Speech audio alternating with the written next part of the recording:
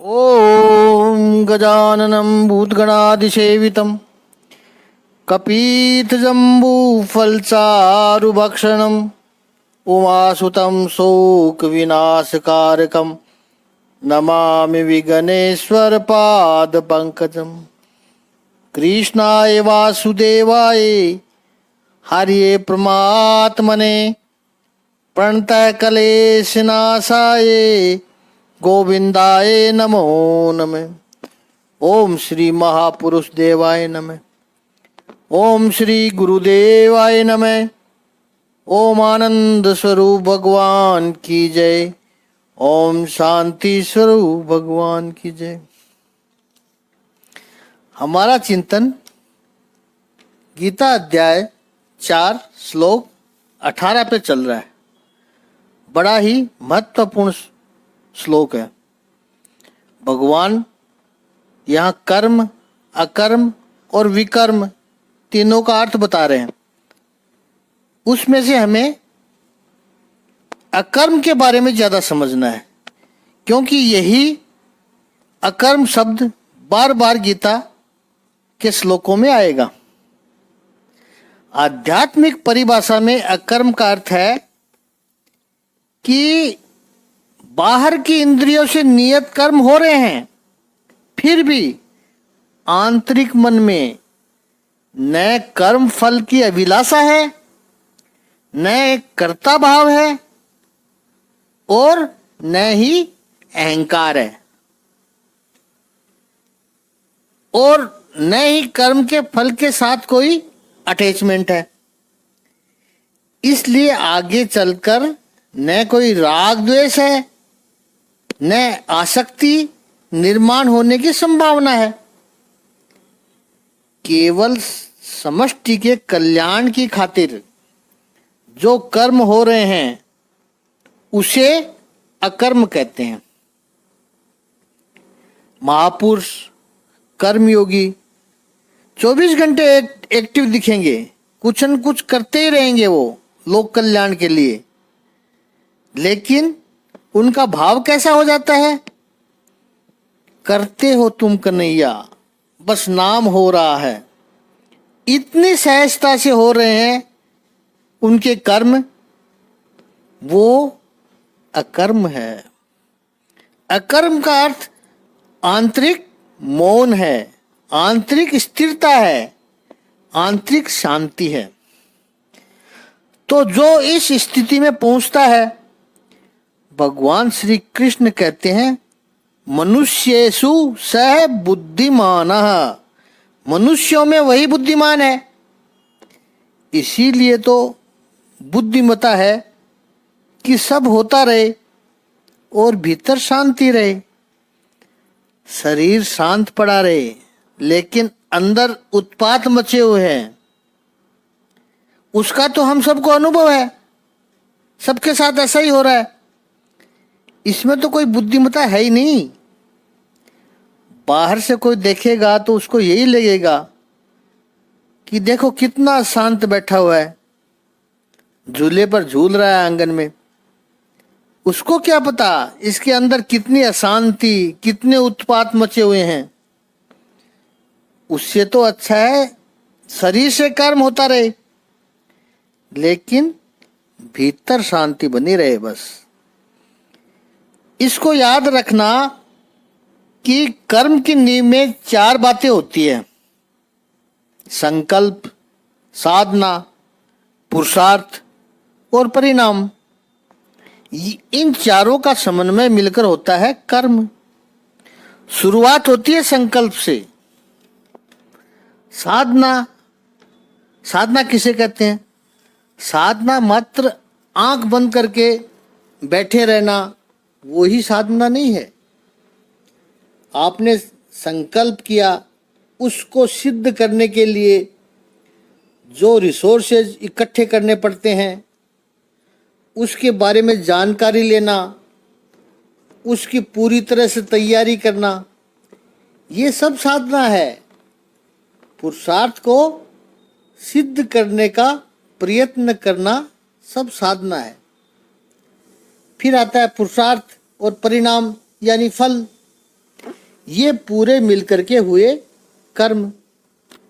लेकिन होता क्या है कि प्रत्येक व्यक्ति कर्म करता है सुख के लिए, शांति के लिए कर्म करता है, विकास के लिए कर्म करता है, लेकिन अपने जीवन का यह अनुभव है, और महापुरुष के भी इसमें ये कहते हैं, उनका भी जीवन का अनुभव है कि जितने कर्म करो उतनी अशांति निर्माण होती है,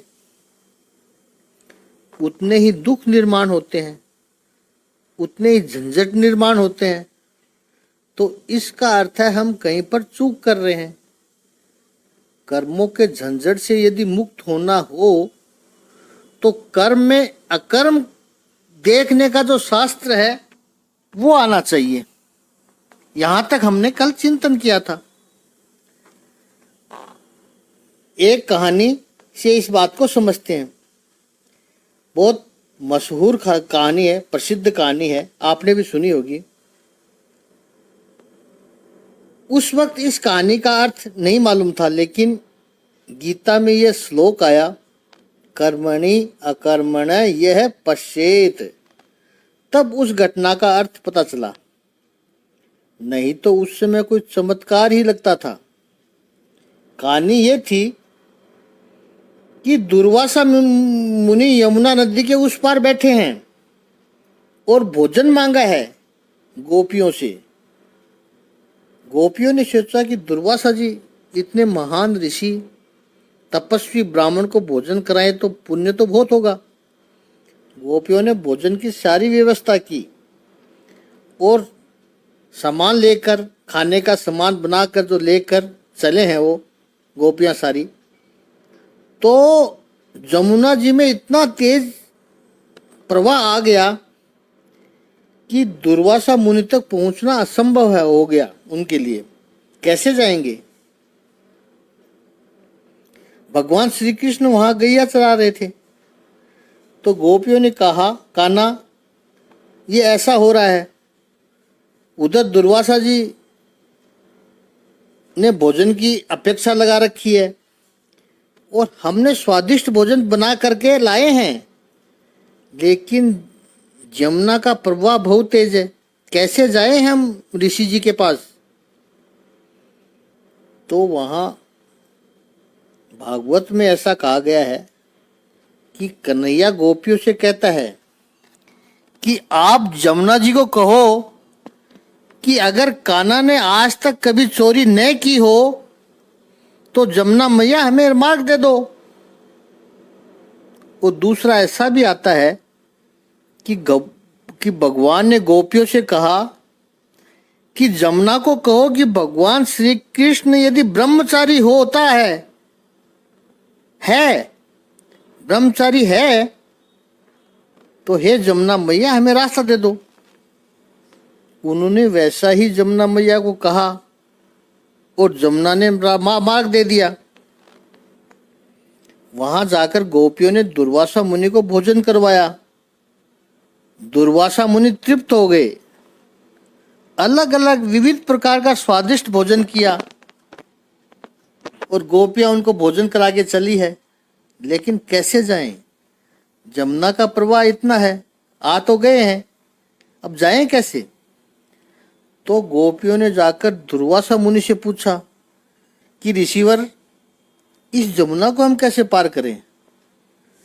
दुर्वासा ऋषि ने कहा, जाओ यमुना से जाकर कहो कि दुर्वासा मुनि यदि उपवासी है, अखंड उपवासी है, तो हे जमुना मैया हमें वापस जाने का मार्ग दे दो।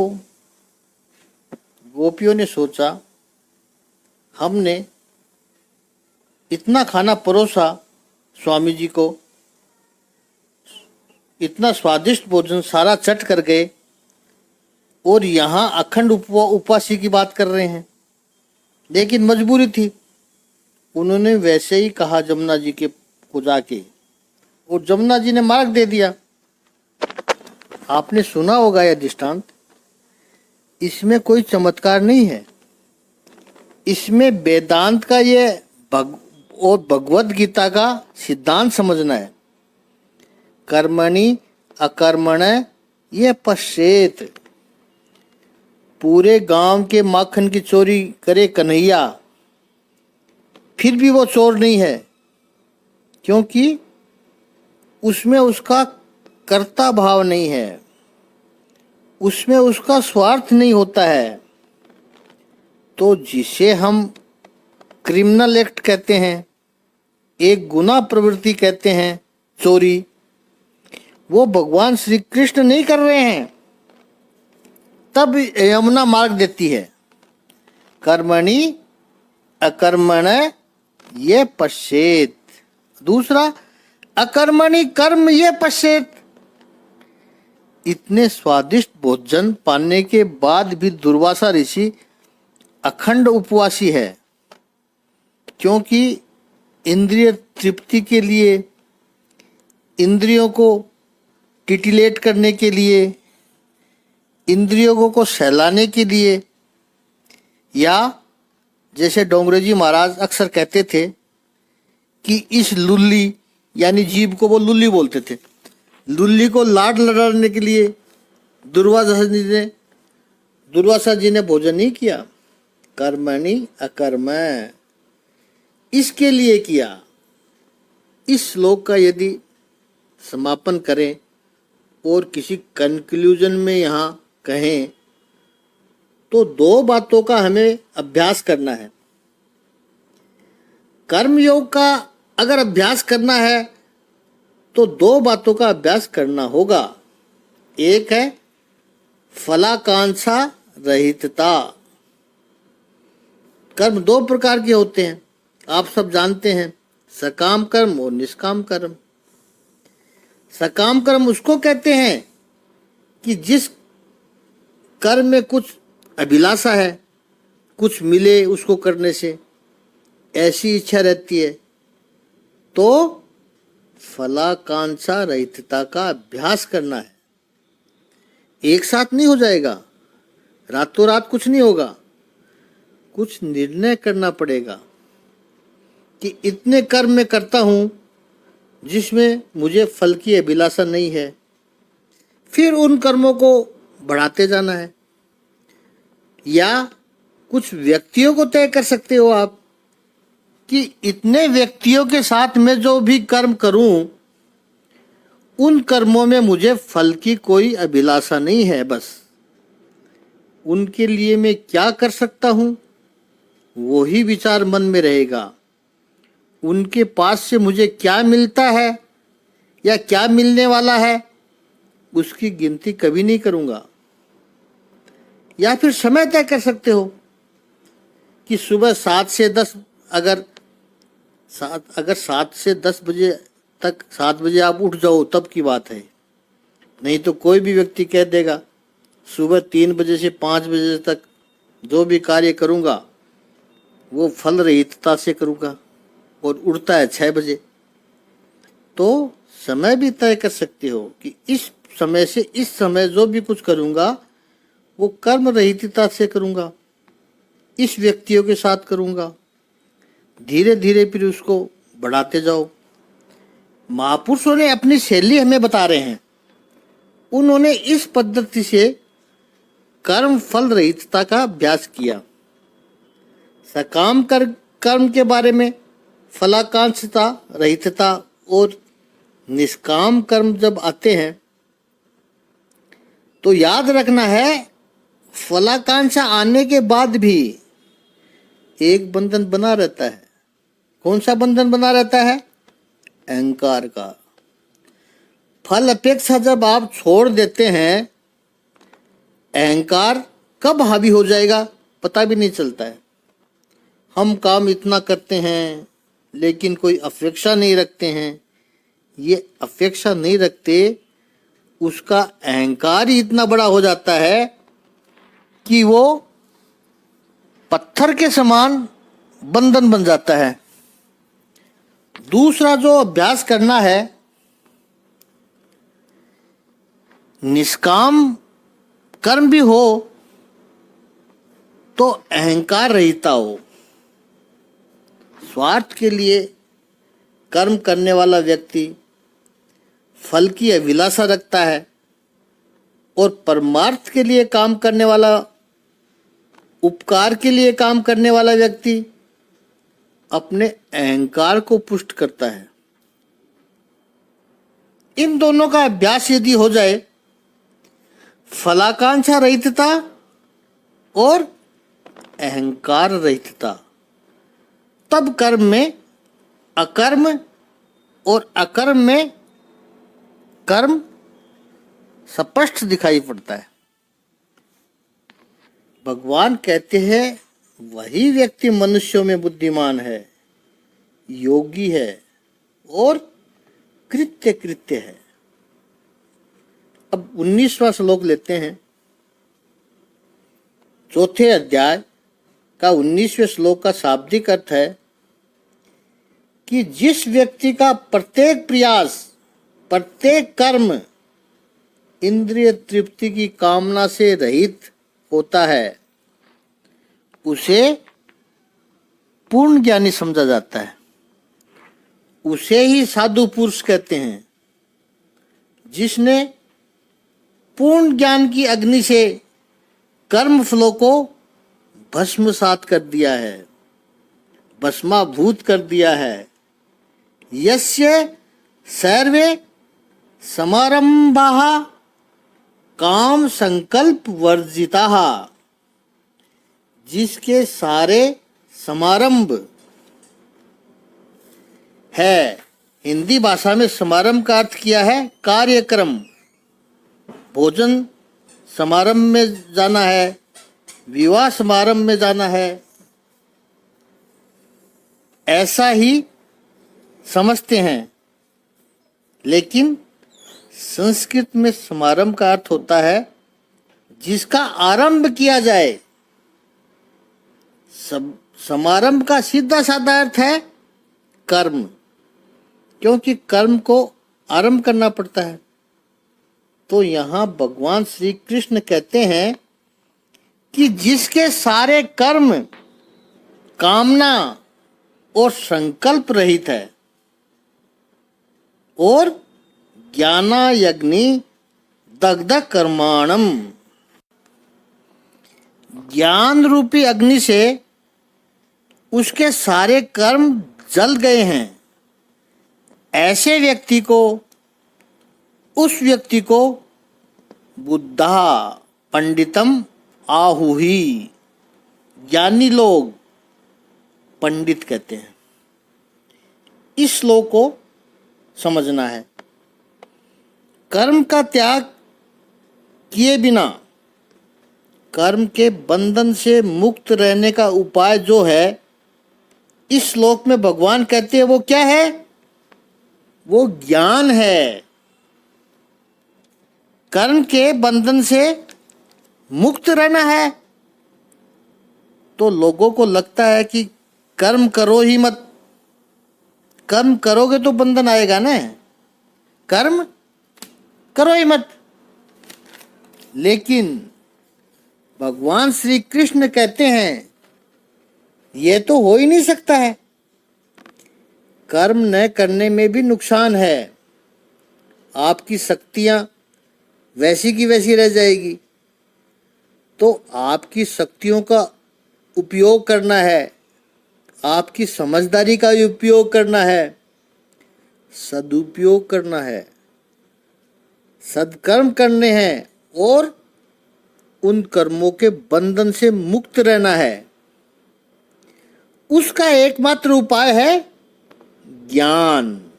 प्रभु ने एकमात्र उपाय बताया है ज्ञान।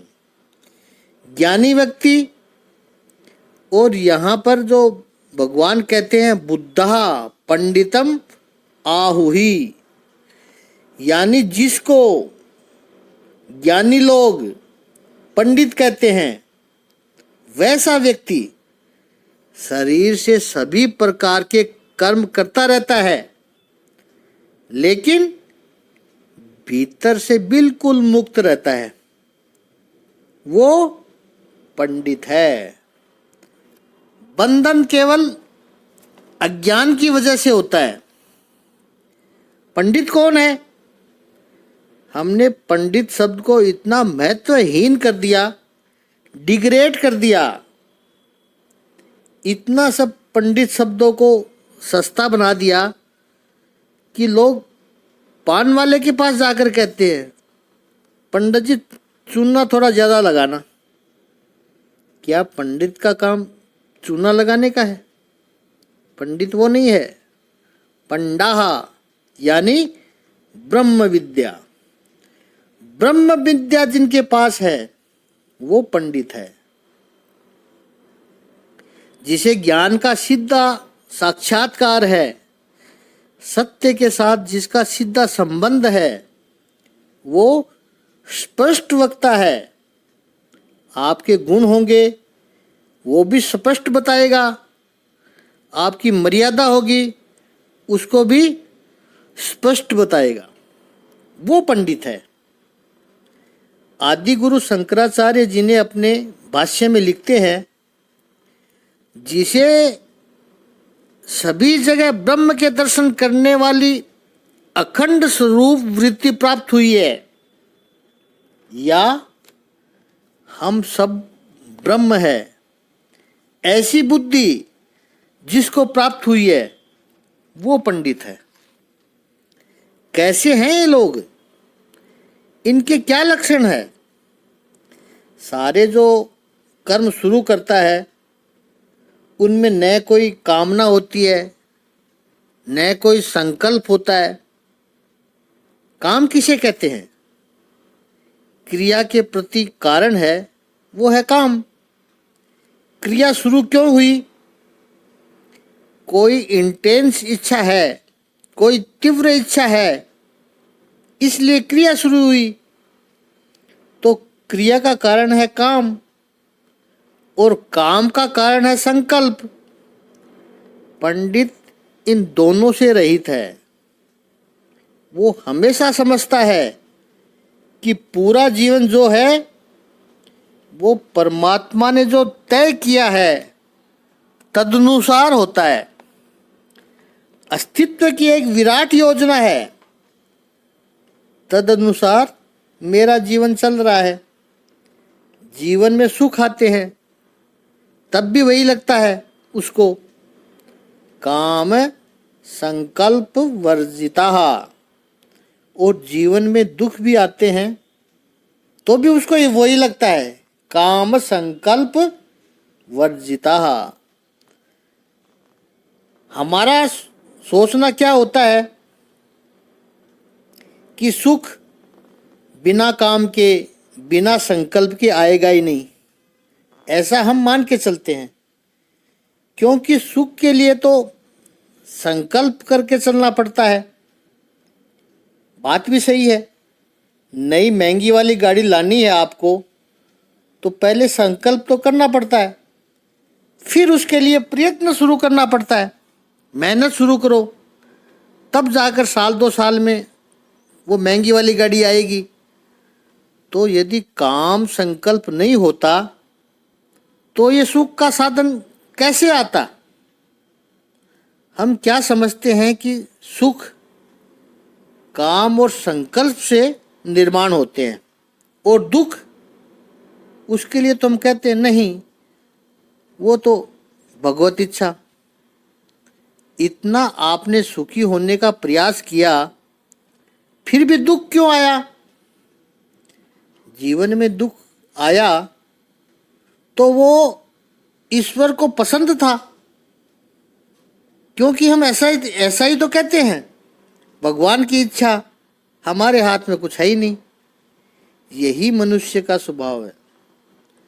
सुख में अपने आप को श्रेय देता है कि सुख की जिम्मेदारी मेरी है, मैं लेके आया हूँ, मैंने कर्म ऐसे किए जिससे सुख आए। और जब दुख आता है तो दुख की जिम्मेदारी भगवान को सौंप देता है। दुख के लिए तो कोई संकल्प ही नहीं करता है, उसके लिए कोई प्रयत्न नहीं करता है, फिर भी आ जाता है। पंडित व्यक्ति समझता है कि जैसे दुख के लिए हम मानते हैं कि ईश्वर की इच्छा से होता है, ऐसे ही जीवन में सुख भी आते हैं, वो भी ईश्वर की इच्छा से आता है। सब कुछ छोड़ दिया उसने, तब कहते हैं वो पंडित हो गया। ईश्वर की योजना को स्वीकार करके वो अपना जीवन चलाता है। दूसरा अर्थ पंडित का जो करें कि जो जीव मात्र के तत्व को जो जानता है और सभी कर्मों को योग में बदलने की समझदारी जिसके पास है। मनुष्य के जीवन में जो भी संयोग वियोग सुख दुख आ सकते हैं, उन सभी का उपाय वो जो जानता है उसे कहते हैं पंडित, जो सभी कर्मों को योग में बदल सके। एक महापुरुष बहुत सुंदर कहते हैं कि हम क्या करते हैं कि कर्म का संबंध अपने आप से जोड़ते हैं, और चूंकि कर्म का संबंध हम अपने से जोड़ते हैं, इसलिए उस कर्म का संबंध प्रभु से नहीं हो पाता है। यदि हम कर्म का संबंध अपने से न जोड़ें तो फिर उस कर्म का संबंध प्रभु के साथ जुड़ेगा। तो अज्ञानी व्यक्ति तो किसी को भी पंडित कहेगा। रामचरितमानस में तुलसीदास जी कहते हैं, पंडित सोई जो गाल बजाए। लेकिन अज्ञानी लोग ऐसा कहते हैं। तुलसीदास जी यहाँ ये कह रहे हैं कि अज्ञानी लोग पाखंडी को पंडित मान बैठते हैं। भगवान श्री कृष्ण ने यहाँ बुद्धा कहा है, बड़ा सुंदर शब्द है बुद्धा। बुद्धा यानी ज्ञानी। शब्दों पर यदि ध्यान देंगे आप तो भगवान श्री कृष्ण ने कितनी सुंदर तरीके से बात को रखा है। तमाहुहि पंडितम बुद्धा तम बुद्धा पंडितम आहुहि। ऐसे व्यक्ति को ज्ञानी लोग पंडित कहते हैं। भगवान श्री कृष्ण चाहते तो ये नहीं कह सकते थे कि ऐसे लोगों को मैं पंडित मानता हूं। बात तो यही थी, लेकिन भगवान ने अपने नाम से नहीं रखा। ये इसमें भी भगवान ने निरंकारिता दिखाई है। ज्ञानी लोग ऐसे व्यक्ति को पंडित कहते हैं। भगवान यहाँ पर अपना अहंकार नहीं दिखाया। तो इन शॉर्ट पंडित वो है जिसने कामना का त्याग किया है। संसार में क्या होता है, कामना का स्वरूप बदलता है, कामना के विषय बदलते हैं, कामना के साधन बदलते हैं। संसार का सुख, संसार की सुविधाओं के पीछे जो पड़ा है उसे हम कामी कहेंगे। लेकिन स्वर्ग के सुख की लालच के पीछे जो पड़ा हुआ है वो उसको हम कहेंगे नहीं वो तो धार्मिक है। क्यों? बस कामना ही तो बदल गई। यहाँ के सुख के पीछे न पड़ के आप उस स्वर्ग के सुख के पीछे पड़े हैं। एक सामान्य सा 200-300 गज का घर आपको चलाना था, उसको आपने संसारी कहा। लेकिन जो 50 एकड़ का आश्रम चलाए, मंदिर मठ चलाए, उसको आप कहोगे वो तो महात्मा है। देखो उसकी जिम्मेदारी कितनी बदल गई। परिवार के 5-7 लोग थे, उनकी जिम्मेदारी निभाना संसार कहा गया। लेकिन उसे छोड़कर शिष्य वृंद के पीछे, और बड़े सीधे शब्दों में कहें तो चेला चेली के पीछे जो आसक्त हो गया, उनको मैनेज करने में और वो ही जमात खड़ी करने में लग गया। केवल कामना बदल गई और कुछ नहीं बदला। और कंधा बदलने से वजन कम नहीं होता है। एक बड़े व्यक्ति का निधन हो जाए तो उसकी अंतिम यात्रा में जाने वाले बहुत लोग होते हैं, कई हजार आदमी इकट्ठे हो जाते हैं। उसको कंधा देने भी बहुत लोग इकट्ठे हो जाते हैं। तो कोई 30 सेकंड का कंधा देता है, उतने में शमशान आ जाता है, क्योंकि कंधा देने वाले बहुत व्यक्ति होते हैं। लेकिन कोई सामान्य व्यक्ति की मृत्यु हो तो उसकी अंतिम यात्रा में ज़्यादा लोग नहीं होते हैं, मुश्किल से 5-10 लोग होते हैं। और उसमें भी जिस व्यक्ति का निधन हुआ हो वो हट्टा कट्टा हो, तो जो कंधा देने वालों का हाल होता है, जो अर्थी उठा रहे हैं, क्योंकि मिलजुल कर वो 10-15 लोग हैं, शमशान तक ले जाना है, राम राम सत्य बोलते हैं, लेकिन कंधा दुखता है। 2 मिनट में इधर उधर देखता है कि कोई आता है चेंज करने वाला, वो भी इतनी जल्दी नहीं आते हैं। तो वो कंधा बदलता है, दाएं से बाएं करता है, तो थोड़ी क्षण के लिए लगता है अच्छा, लेकिन 5 मिनट बाद में बायां कंधा भी दुखेगा, फिर से दाएं पर ले लो। तो कंधा बदलने से वजन कम नहीं होता है, केवल भ्रांति होती है कि कम हुआ है। ऐसे ही कामना बदलने से जीवन का लक्ष्य तय नहीं होता है, बस एक भ्रांति होती है कि हमारी तो कामना बदल गई। इस पर और अधिक चिंतन करेंगे, कल करेंगे।